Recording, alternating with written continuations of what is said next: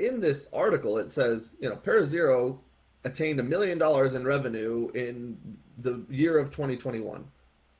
That's not a lot. And for you to go raise $25 million on the NASDAQ and tell people, like, oh, we're a drone company, come and ride this wave and give us $25 million. I, the reason I brought this article in is it dangerous for people to not have venture capital as accessible for drones? So now there's this public offering that seems like it's pretty low bar to get in, and it can burn the drone industry if they don't do something meaningful with that money.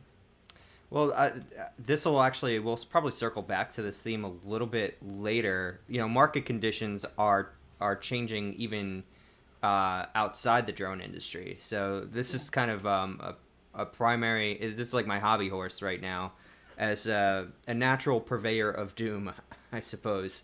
That just have that gut instinct that behavior around tech investment is going to have to change.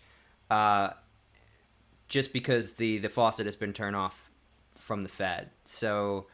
Um, so we have a product that actually, I would assume most people on this call or actually think is pretty good. Actually, does what it's supposed to do.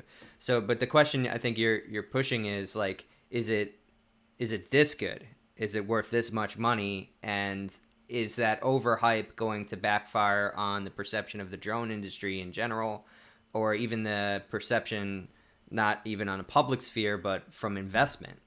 So, um, maybe, maybe not. It depends.